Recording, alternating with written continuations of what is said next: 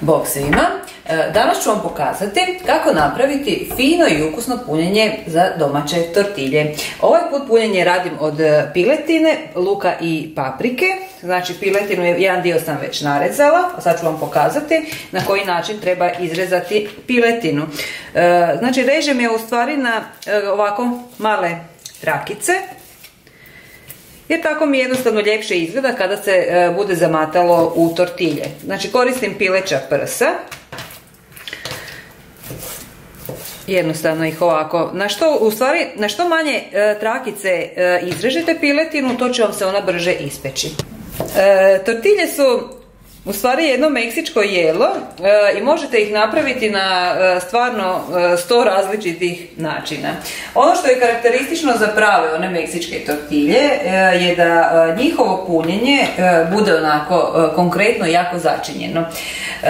Nekako su možda češće od ovih sa piletinom tortilje sa punjenjem od mljevenog mesa u koje se dodaje grah i u koje se dodaje kukuruz, te još jako puno onih meksičkih začina. No evo, možete ih naravno napraviti i u ovakvoj blažoj varijanti. Znači, narezana pileća prsa na ovakve male trakice treba sada, prije nego što ih krenem pržiti, malo začiniti. Stavit ću mješavinu začina za takose. Znači, ovakvih mješavina začina danas na tržištu imate stvarno jako puno od različitih proizvođača. Vjerujem da ćete pronaći nešto što će i vama odgovarati. Znači, bitno je da bude malo te mješavine začina. Bitno je dobro popapriti i posoliti. Tako. Sada ću sve samo dobro izmiješati. Stavila sam još malo i ulja. Stavit ću još malo kombinacije biljnih začina. I još malo soli. Ja volim da su mi umaci za tortilje onako konkretni. I prije nego promiješam, uključiti plin da mi se zagrije tava u kojoj ću to sve skupa ispržiti. Znači za to vrijeme dobro izmiješati meso. Meso? Samo ti miješaj meso. Dok se ulje zagrijeva, treba dobro izmiješati ovo meso sa svim začinima koje smo stavili unutra. Evo, ulje se sad već dovoljno zagrijalo i sada obično kad radim tortilje radim ih evo u ovakvom voku, zato što mi je u njemu nekako najbrže gotovo sve skupa. Znači na ugrijano ulje koristim kombinaciju maslinovog i suncokretovog ulja. Staviti ovo narezano meso i malo ga promiješati.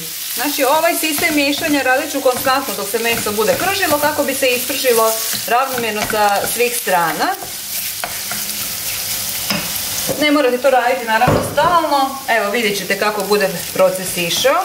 To. Dok se meso polako prži, narezat ću povrće koje ću dodati nakon što se meso malo poprži. Znači koristim evo ovako 2 luka srednje veličine, narezat ću ih na ovakve male loškice. Dok sam narezala luk, a vrijeme je da opet promiješam malo ovo meso. Ove tortilje koje vam danas pripremam inače su omiljeni ručak moje djece. Jednostavno obožavaju ovo jelo, a ja obožavam raditi ovo jelo zato što je stvarno brzo gotovo. Znači, u svega pola sata vi možete imati kompletan ručak, to je jako, jako fini ručak.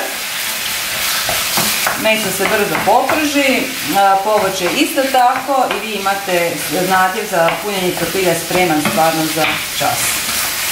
Tako. Znači dalje, dok se meso i dalje prži, idem narezati papriku. Znači koristim svježu papriku baburu. Evo, idemo meso još jedan put promiješati. Bitno je znači da se meso lijepo zapeče sa svih strana i da u biti pusti onu svoju tekućinu. Zato ovo i radim, najprije pržim meso, tek nakon toga dodajem povrće, jer ipak je mesu potrebna malo duža termička obrada nego svom ovom povrću. Evo sad u ovom trenutku kada se meso ovako popržilo sa svih strana, dodat ću i povrće, znači luk, a isto tako i narezanu papriku. Sve skupa lagano promiješati Malo je možda neispretno jer stvarno evo ima pun ovaj vok i mesa i povrća. Ali kako se to sve skupa bude ispržilo, naravno paprika će se malo opustiti. Luk isto tako, pa vjerujte neće na kraju biti baš ovolika količina svega.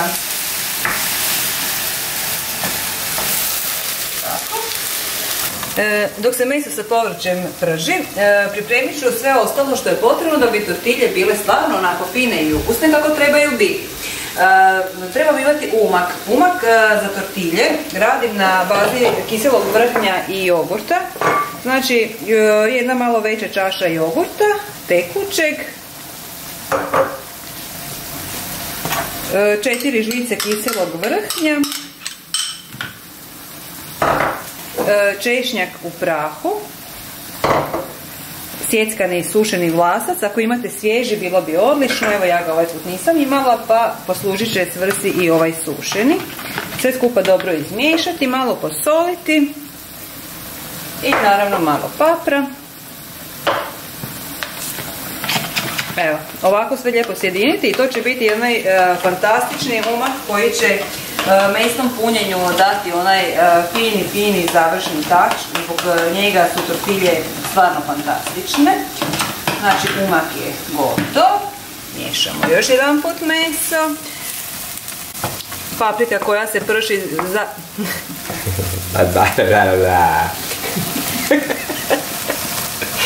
Paprika se prži, da, kaj se? Paprika se prži. Ne, prži, ja sam što prži.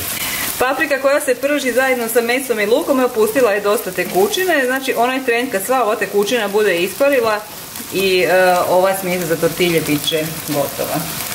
A dok se to ne dogodi, naravno nećemo gubiti vrijeme. Moram napraviti još jedan korak. Znači u tortilje osim što ide mesno punjenje, osim što ide ovaj umak na bazi jogurta i kiselog vrhnja, ide i neka salatica. Najčešće stavljam kupus, znači svježi narezani kupus ili ako ne kupusa onda znam staviti zelenu salatu kristalku. Kupus mi je nekako idealan, ne treba ga puno, znači dovoljna će vam biti polovica ili četvrtina kupusa i narezat ga na ovako male trakice. Evo, nakon 20 minuta mesno punjenje za naše tortilje je gotovo. Ono što sada slijedi je možda i najbolji dio, a to je zamotavanje mesnog umaka zajedno sa kupusom i zajedno s ovim finim umakom koji sam napravila u palačinke od tortilja. Vrijeme je da završim ručak i da napunim ove fine tortilja palačinke koje sam prethodno ispekla sa ovim mesnim nadjevom. Evo, palačinke su se tamo lijepo opustile da se mogu zamotati. Znači na sredinu svake palačinkice staviti malo mesnog nadjeva, sve skupo preliti sa ovim umakom od vrhnja i jogurta, svježe povrće, ovaj put je to naribani kupus. Ovako. I sad način na koji ćete zamotati tortilju naravno ovisi o vama, može se zamotati na nekoliko različitih načina, to može biti ono klasično rolanje kao obična palačinka, a može recimo evo na ovaj način da se sve skupa lijepo preklopi, da se prikvači ovako sa čačkalicom i da se na ovaj način jede. Ja vam svima želim dobar tek!